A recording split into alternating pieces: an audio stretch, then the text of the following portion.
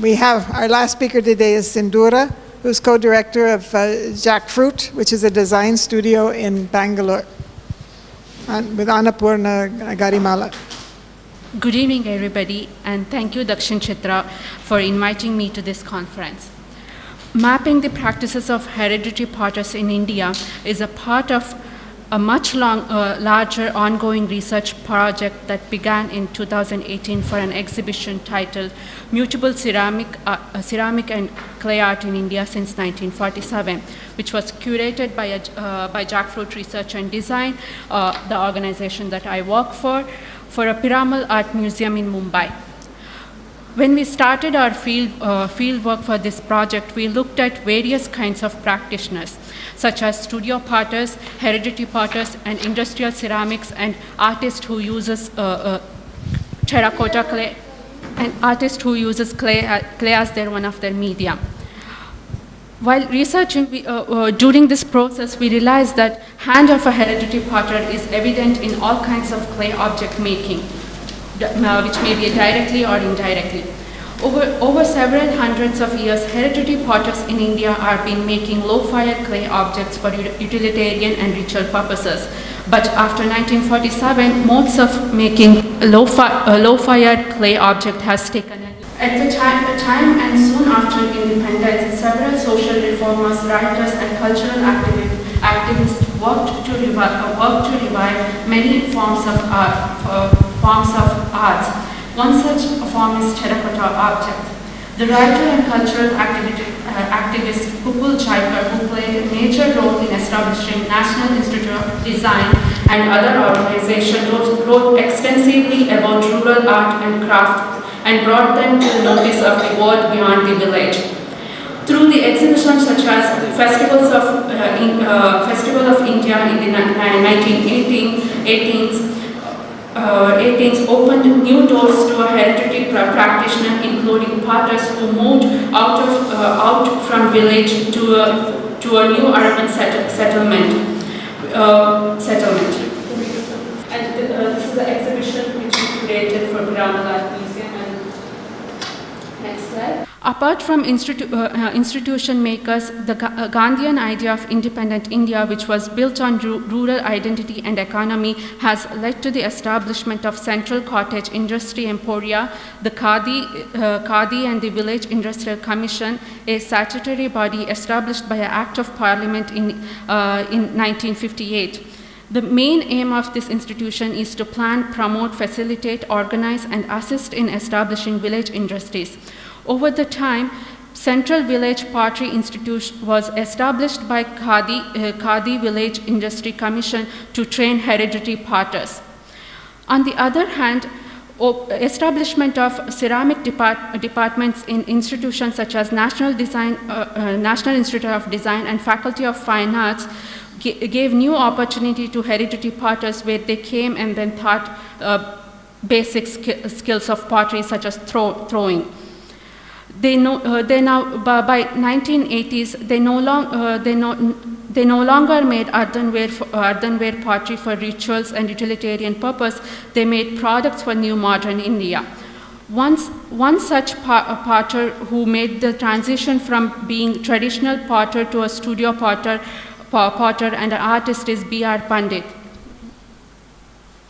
B.R. Pandit, who was born in 1947 to a potter family in Bharobagh village in southern Bihar. His ancestors, who were potters, produced vessels such as handi, tawas, diyas, and surais for the local market. Apart from learning making clay objects from his father, Pandit also received training from Sarvodaya Ashram Pottery Department and Central Village Pottery Institute, Kanpur, Belgaum, where he learned to produce small-scale clay objects. In these organizations, Pandit learned many new processes such as how to use jigger jolly machine and to work with clay slips. In this image, you can see how he is using the similar techniques to make bonsai pots in his studio.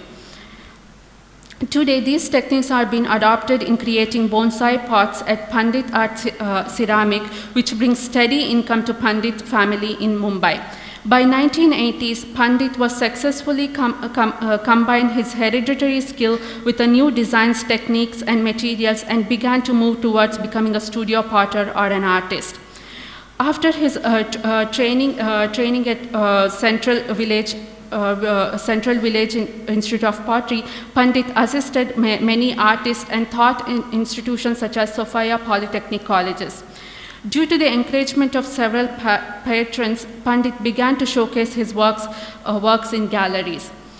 In 1989, he visited Japan, and then his work was greatly impacted by Shoji Hamada. By 1990s, Pandit was aware of the differences between art and crafts. He looked at works of artists such as Ira Chaudhary and a studio potter Nirmala Patwardhan, whom he encountered in Ghari's studio, New Delhi. This kind of exploration led Pandit to set up a studio and a workspace where bonsai pots are produced in bulk to a larger market, and from the same place he produced artworks which were exhibited in galleries across India. His studio is equipped with modern technology such as automated wheels and gas kiln. And recently in 2018, his son Abhay Pandit, who is also a potter, self-published a book, a coffee table book, which is called Hands of Clay, is being sold for 5,000 per copy. This is the recent exhibition where B.R. Pandit and his son showcased in Delhi, and this is another potter, Lucy Ray, whose work he's been greatly looking at and then trying to replicate it. Another potter who is repositioning himself as a hereditary potter is Bhuvanesh Prasad, who learned pottery from his father Giriraj Prasad, but joined the one-year diploma course at the College of Art, Delhi to enhance his knowledge for creating utilitarian objects. Unlike his father, Bhuvanesh moved out of Uttam Nagar, New Delhi, which is a potter community settlement, to work independently and also maintain his privacy. His several visits to, can we go to next slide? His several visits to Australia and opportunities of working with a designer has led Bhuvanesh to make new kinds of objects in terracotta today. Industrialization of New India has changed the landscape of Kurja, a small town in Uttar Pradesh, which is considered as one of the oldest pottery centers established in 13th century by families of Afghan potters, who were specialized in making blue glaze tiles and small utilitarian ware. The demand of ceramic ware for the hospital during the Second World War led to the establishment of small-scale pottery complex by state government in 1970s. In early 1980s, government upgraded existing kilns to a modern kilns. Today, Kurja is Kurja has one of the largest establishment of ceramic industry with more than 300 factories making sanitary ware, tableware, and decorative ware.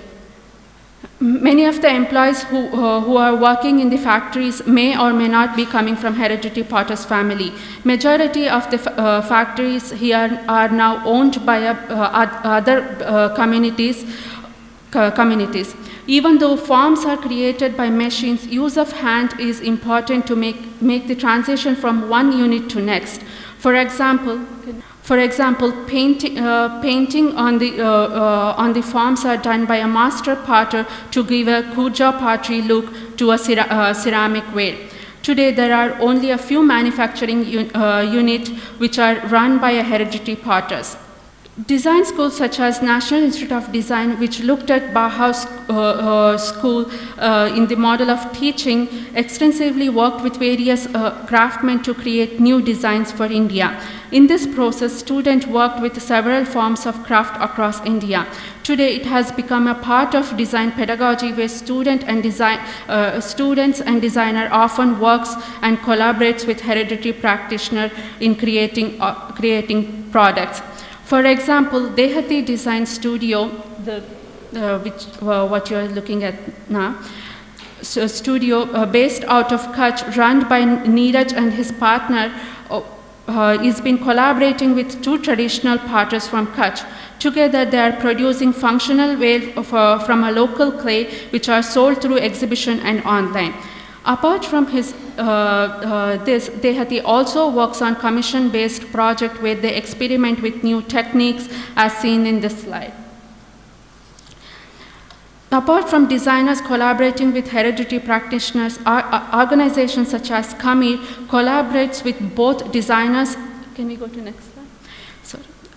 Kamir collaborates with both designers and traditional craftsmen, which provides a platform to share knowledge and knowledge about material, form, techniques, and designs.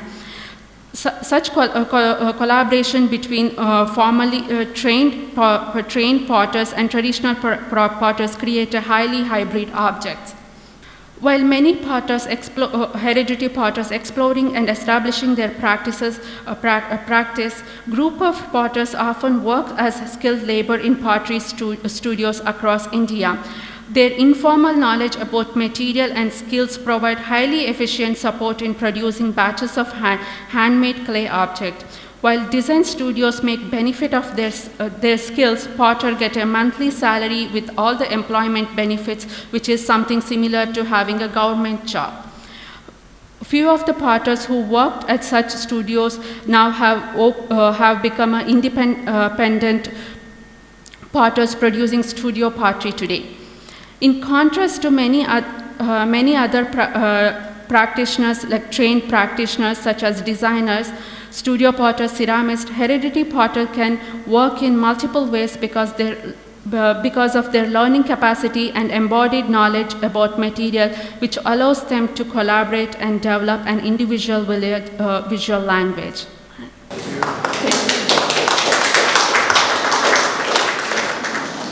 Fascinated by, actually there was a question that I had for Aki that I'll save for later, but that it's connected to the question for you about pottery in particular, because she also seemed to make pottery a separate category.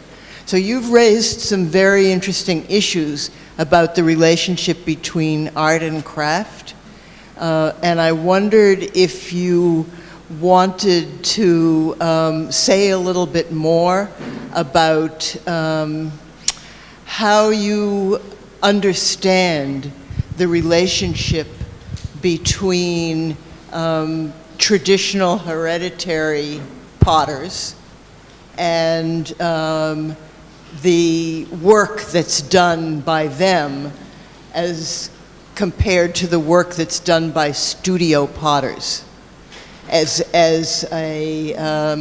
How do you think about it, evaluate it? What is it? In pottery, there is no much difference between a hereditary potter and an artist who is using clay to one of their medium, or a studio potter who is exhibiting the works in galleries, because B.R. Pandit's work is very much similar to any of these artists. It's only that they're not coming from a formally trained background, and they don't have a skill of speaking in English, and also have creating a narration. Otherwise, the recent exhibition that B.R. Pandit did was really excellent. It was, he was looking at Lucy Ray and Hans Cooper's works and then trying to recreate and then having their own stories. And hereditary potters, they don't have any kind of, limitation or a scale.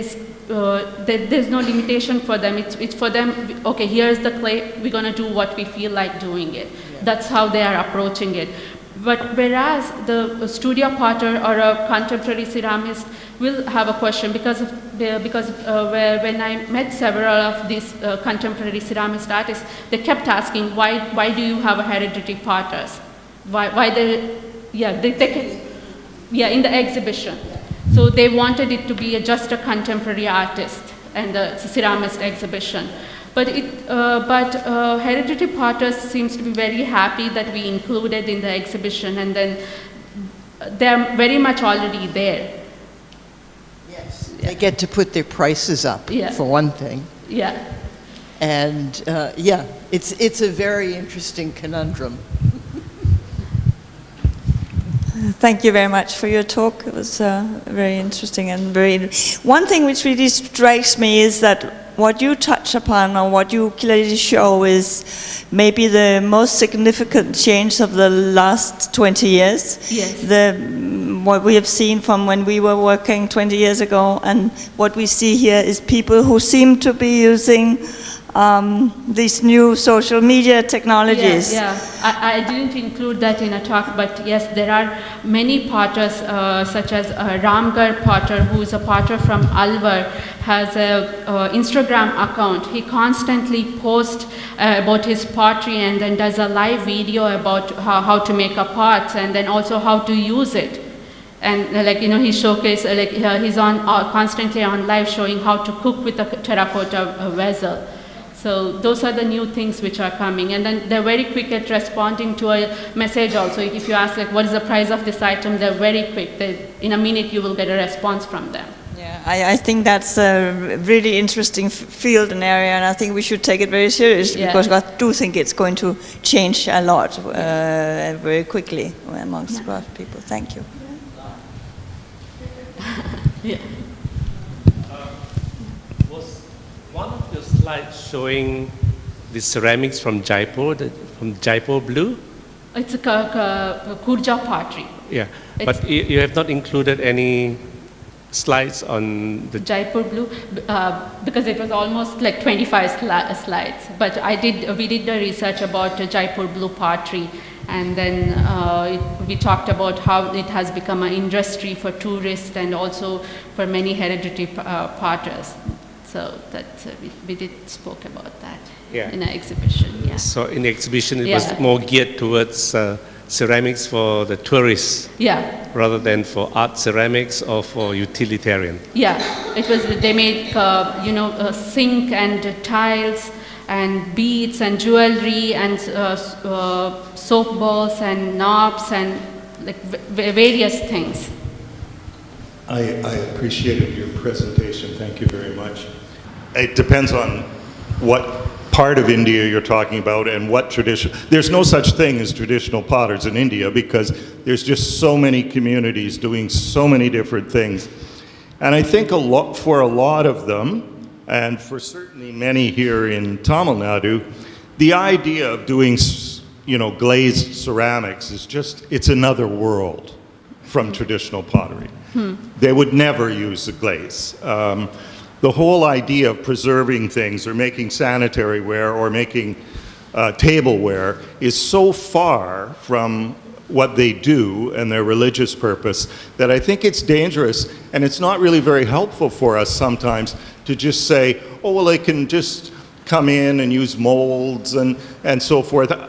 I really believe it's two different worlds. Now, I don't have any problem with either of those worlds, but I think to equate them is in some ways a mistake, because many traditional potters are doing certain things with clay for religious reasons and for traditional community reasons that have nothing to do with the commercial sale of pottery.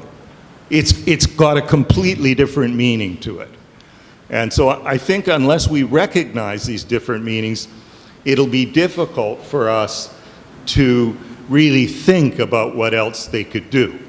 As far as I'm concerned, copying Lucy Rhee and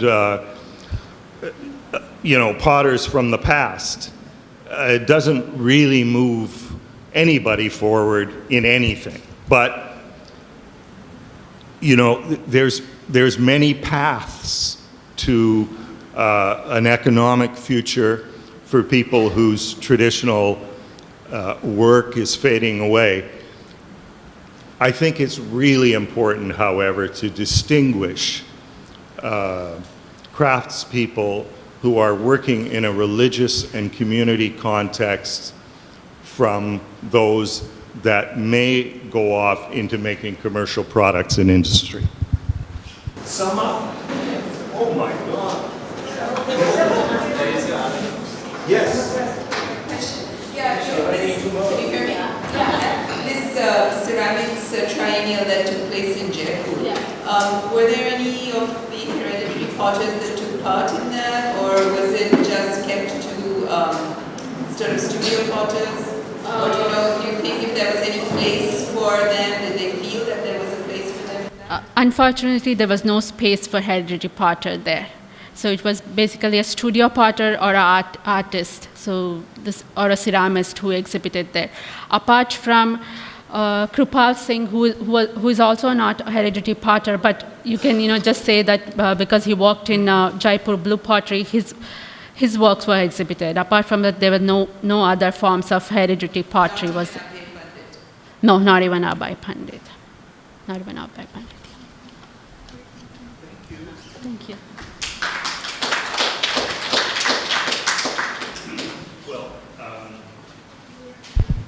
I won't sum up today, partly because I think it's almost impossible to sum this up. However, I'm going to make an attempt tomorrow, when we finish the papers tomorrow, just to draw together some of the main themes that have come out. For today, I'd just like to take this chance to thank everyone who presented today and everyone who participated. I urge you very strongly to come back tomorrow, all of you, to hear the next set of papers. And at that time, we'll attempt to have a little bit more of an interaction amongst ourselves and get some comments and think about some of the themes that have been brought forward. I think there's some very courageous things that have been said and presentations that have been made today. And I know there's a few evening events that perhaps Geeta will outline right now before we leave, but just to say how much we all appreciate the fact that we've come together and shared these ideas today. And so please be here tomorrow for more exciting and interesting presentations.